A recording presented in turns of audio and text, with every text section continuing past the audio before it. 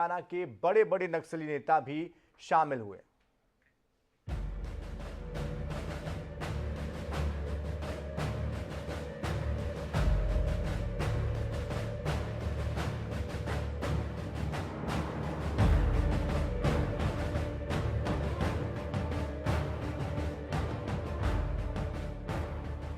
छत्तीसगढ़ में नक्सलियों का लंबे समय के बाद बड़ा जमावड़ा हुआ है।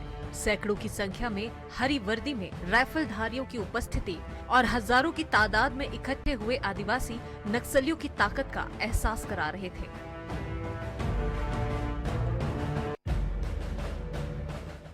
बीजापुर सुकमा के सरहदी इलाके में हुए इस आयोजन में 12,000 से ज्यादा ग्रामीणों के जुटने का दावा किया गया।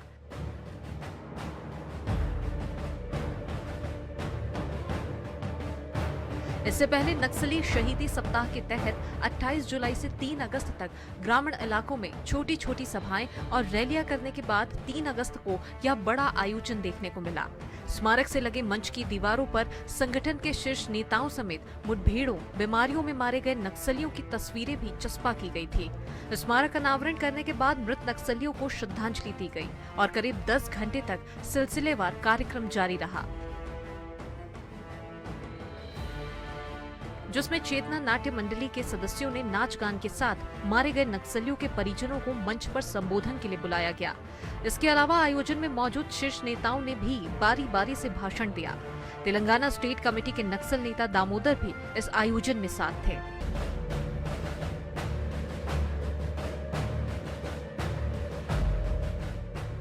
नक्सल प्रभावित इलाकों में बड़ी संख्या में खुले सुरक्षा बलों के कैंप यानी सुरक्षा बलों की मौजूदगी, सरकार के विकास के काम के दावे और नक्सली घटनाओं में कमी के आंकड़ों के बीच छत्तीसगढ़ के बीजापुर सुकमा इलाके में नक्सलियों का इतना बड़ा जमावड़ा चिंता पैदा करने वाला है।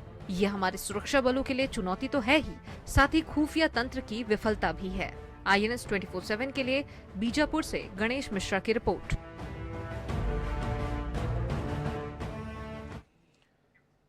तो छत्तीसगढ़ में सुरक्षा बलों की चुनौती बने नक्सलियों ने खुद आंकड़े जारी करते हुए ये माना है कि उन्हें बीते साल सुरक्षा बलों से भारी नुकसान पहुंचा है। मुठभेड़ में 69 नक्सली मारे गए। साथ ही साथ नक्सलियों ने यह भी आरोप लगाया कि फर्जी मुठभेड़ में उनके 19 साथियों को पुलिस ने मार गिराया।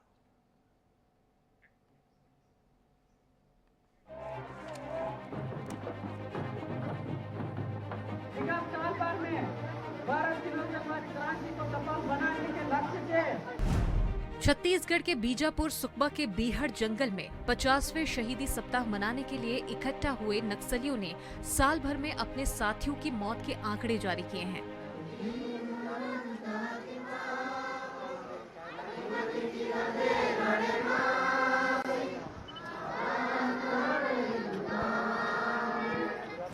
साथ ही 20 पेज की स्मारिका भी जारी की है। नक्सलियों की केंद्रीय कमेटी द्वारा जारी आंकड़े के मुताबिक साल भर में 124 नक्सलियों की मौत हुई।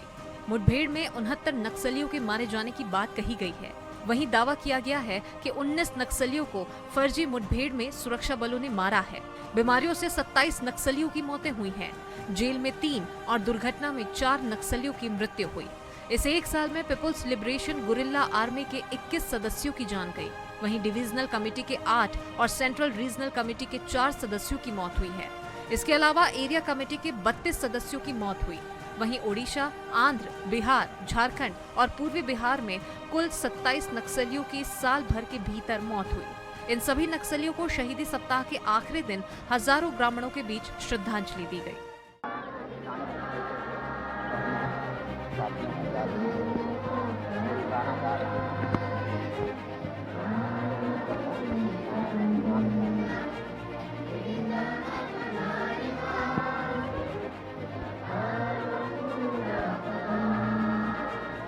नक्सलियों ने खुद स्वीकारा है कि उन्हें बीते साल बड़ी क्षति पहुंची है, लेकिन आम लोगों के लिए राहत तो तभी होगी जब नक्सली वारदातों में पूरी तरह लगाम लग जाएगी।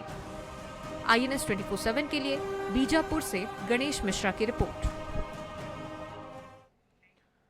तो छत्तीसगढ़ में लंबे समय के बाद बीजापुर सुकमा के सरहदी इलाके में नक्सलियों ने एक बड़ी सभा का आयोजन किया। नक्सली शहीदी सप्ताह के मद्देनजर 28 जुलाई से 3 अगस्त तक ग्रामीण इलाकों में छोटी छोटी सभा रैलियां पहले आयोजित की गई और इसके बाद 3 अगस्त को नक्सलियों का ये बड़ा आयोजन यहां पर देखने को मिला। नक्सलियों का यह भी दावा है कि कार्यक्रम में 12,000 से ज्यादा ग्रामीण जुटे। इसके साथ ही साथ ये भी दावा किया गया कि रैली में छत्तीसगढ़ और तेलंगाना के बड़े नक्सली नेता शामिल हुए। सभा स्थल पर नक्सलियों ने अपने शीर्ष नेता अक्की राजू उर्फ हरगोपाल की स्मृति में लगभग 64 फीट ऊंचा स्मारक यहां पर उसका अनावरण किया। कार्यक्रम में मौजूद शीर्ष नेताओं का यह भी कहना था कि नक्सलियों के इतिहास में यह स्मारक अब तक का सबसे ऊंचा स्मारक है। तो वही स्मारक से लगे हुए मंच की दीवारों पर संगठन के शीर्ष नेताओं समेत मुठभेड़ों के अलावा बीमारियों में मारे गए जो उनके साथी थे उनकी तस्वीरों को चस्पा किया गया था। शहीदी सप्ताह के मद्देनजर सुरक्षा बलों की चाक चौबंद बंदोबस्त के बावजूद नक्सलियों ने बिहार में बड़ी सभा का आयोजन किया जिसमें स्मारक अनावरण करने के बाद मृत साथियों को श्रद्धांजलि भी दी गई। 10 घंटे तक लगभग ये कार्यक्रम चला है और चरणबद्ध कार्यक्रम का सिलसिला जारी रहा है जिसमें कि चेतना नाट्य मंडली की तरफ से नाच गाने के साथ साथ मारे गए नक्सलियों के परिजनों को मंच पर बुलाकर संबोधन उनका कराया गया और इसके अलावा आयोजन में मौजूद शीर्ष नेताओं ने भी बारी बारी से अपना संबोधन दिया। नक्सलियों के बड़े आयोजन ने एक बार फिर से सुरक्षा व्यवस्था को लेकर कई सवाल खड़े कर दिए हैं। कड़ी चाक चौबंद सुरक्षा व्यवस्था के बावजूद आधुनिक हथियारों से लैस नक्सली लीडर और कई नक्सली आखिरकार कैसे राज्य की सीमा के अंदर दाखिल हुए, कैसे उन्होंने ये सीमा पार की, ये अपने आप में बड़ा सवाल है। पुलिस और सुरक्षा बलों पर उनकी कार्यप्रणाली को लेकर ये कई सवालों को खड़ा करता है।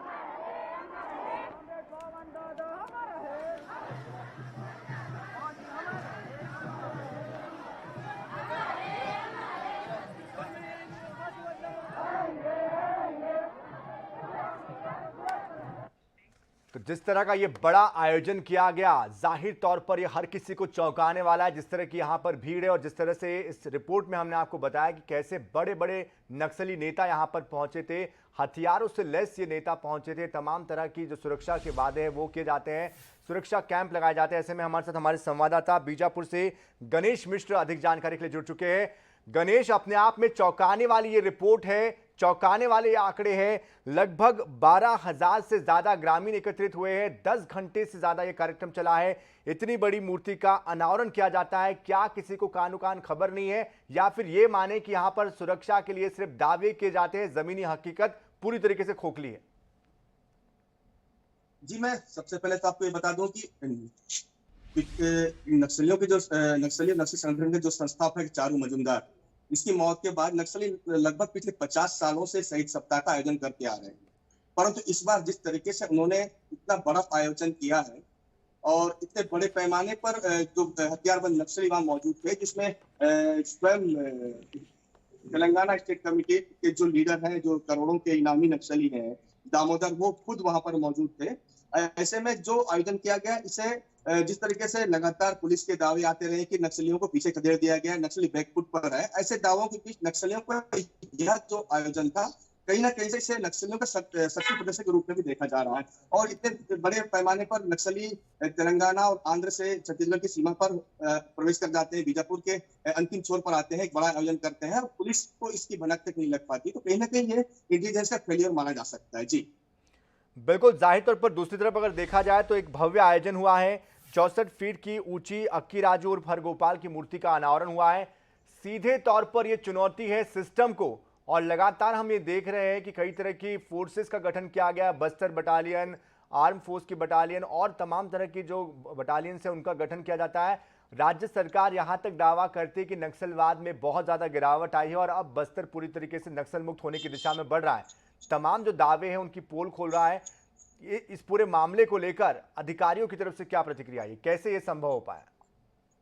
इस पूरे मामले में अब तक बस्तर के जो आईजी हैं, उन्होंने जो भी बयान दिया है, उनका बस इतना कहना है कि नक्सली बैकफुट पर है, इसलिए इस तरह के आयोजन कर लोगों को दिग्भ्रमित करने की कोशिश कर रहे हैं। परंतु मैं आपको बताना चाहूंगा, जिस तरीके से 64 फीट ऊंचे जो स्मारक का निर्माण किया गया है, वो तकरीबन पिछले 2 महीनों से इसका निर्माण कार्य चल रहा था। इतने बड़े पैमाने पर वहां पर मटेरियल का पहुंचना, वहां पर निर्माण सामग्री का पहुंचना और पुलिस को इसकी एक भनक तक नहीं लगना।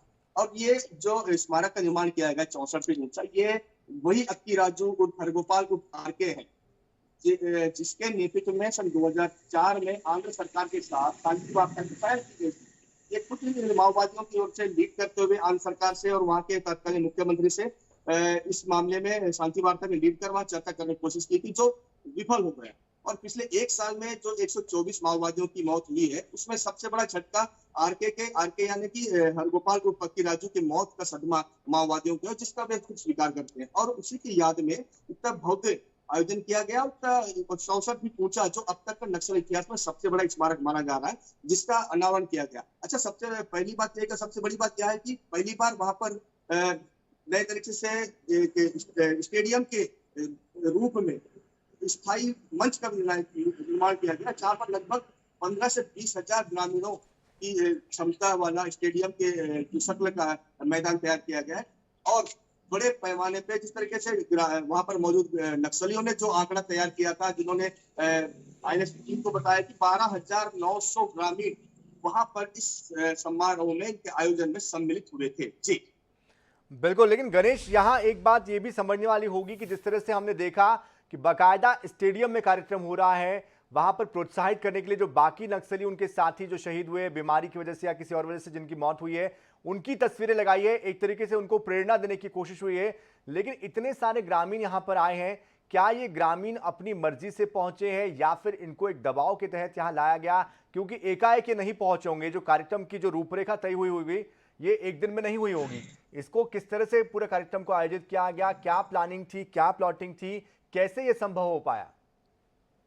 जी बिल्कुल, मैं आपको बताना चाहूंगा कि जब भी नक्सली इस तरह के आयोजन करते हैं, वो आयोजन से पहले लगभग एक सप्ताह पहले या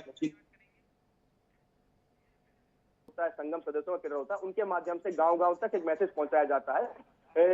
आने वाले इस दिन को या इस तारीख को एक बड़े कार्यक्रम का आयोजन किया गया है, जहां पर सभी ग्रामीणों का पहुंचना अनिवार्य है। और निश्चित तौर पर माओवादियों का जो फरमान जारी होता है और माओवादियों का जो मैसेज ग्रामीण तक पहुंचता है, उसके बाद ग्रामीण अमूमन वहां तक पहुंचते हैं। और बार भी यही हुआ कि एक सप्ताह पहले से तैयारियां चल रही थी, ग्रामीणों की संदेश पहुंच चुका था कि उस कार्यक्रम में सम्मिलित होना है। तो जिस तरीके से वहां पर पामेड़ एरिया कमेटी और जगरगुंडा एरिया कमेटी के जितने भी गांव थे, वो सारे गांव के ग्रामीण वहां पर मौजूद थे। और एक दिन 2 दिन पहले से ही सारे ग्रामीण राशन सामग्री के साथ इस कार्यक्रम में सम्मिलित हो पहुंचे थे और लगातार 3 दिनों तक वहां पर सम्मिलित होकर माओवादियों के साथ उस कार्यक्रम में पहुंचे थे। जी बिल्कुल, लेकिन गणेश, क्या किसी ग्रामीण से आपकी बात हो पाई है? किसी ने अपनी आप बीती बताई है कि किस परिस्थिति में उनको यहाँ पर लाया गया? क्योंकि हमने देखा कि वहां पर बकायदा नाच गाना हुआ है, सम्मान समारोह किया गया, संबोधित किया गया, जिनके नक्सलियों के जो परिजन थे जो मारे गए, उनको भी संबोधन के लिए बुलाया गया। कैसे ये सब हो पाया है? क्योंकि ये बड़ा मुश्किल हो जा रहा है समझना, अपने आप को ये विश्वास दिलाना कि इतना बड़ा आयोजन हो जाता है और कानो कान किसी को खबर नहीं होती। जी बिल्कुल, वह बड़ी संख्या में ग्रामीण पहुंचे थे और हमने भी काफी प्रयास किया वहां पहुंचे ग्रामीणों से बात करने की, परंतु ग्रामीणों ने सिर्फ सुरक्षा का हवाला देते हुए उन्होंने हमसे बात करने से इनकार कर दिया। हमने कोशिश किया कि आप उनसे पूछने की भी कोशिश की कि आप किस तरह से यहाँ पहुंचे, तो वो कहीं ना कहीं से बचने की पूरी कोशिश करते रहे कि वे कैमरे के सामने ना आए। परंतु वहां पर जो लोग मारे गए पिछले 1 सालों में, जो माओवादी मारे गए, उनके जो परिजन आए थे वो वहां पर पहुंचे थे। वो अपने जो मारे गए माओवादी थे, उनके घर वाले थे, वो वहां पर पहुंचकर अपनी बातें जरूर की, पर हर किसी ग्रामीण ने कैमरे के सामने आने से मना किया। और यह बात हमने माओवादियों से बात करने की कोशिश की कि आप कैमरे के सामने कुछ बोल दें, तो वो भी लगातार कैमरे के सामने आने या फिर औपचारिक या ऑफिशियल तौर पे मीडिया को बयान देने से बिल्कुल जाहिर तौर पर गणेश, जिस तरह से आप जानकारी दे रहे हैं, ये कहीं ना कहीं सिस्टम का फेल्योर है और या कहे कि इंटेलिजेंट का फेल्योर है, जिसकी वजह से इतनी बड़ी वारदात हुई है। ऐसे में ये कहना कि नक्सलवादी अब बैकफुट पर है, पूरी तरीके से गलत साबित हो रहा है। बहुत बहुत शुक्रिया हमारे साथ जुड़ने के लिए। गणेश मिश्रा हमारे संवाददाता बीजापुर से हमारे साथ जुड़े थे, जो बता रहे थे कि बिहार में कैसे नक्सली खुलेआम पूरे सिस्टम को चुनौती दे रहे हैं और खुलेआम ये बताने के लिए पूरी तरीके से सफल साबित हो रहे हैं कि एक पैरेलल सरकार या पैरेलल एक जो राज्य चलता है जिस तरह से, उस तरह से वो अपनी एक पूरी कम्युनिटी को लेकर चल रहे हैं और उनको कोई भी कुछ नहीं कर सकता, कोई उनको नुकसान नहीं पहुंचा सकता, उनको किसी से कोई फर्क नहीं पड़ता। बहरहाल अभी रुक रहे छोटे से ब्रेक के लिए, आप बने रहिए हमारे साथ।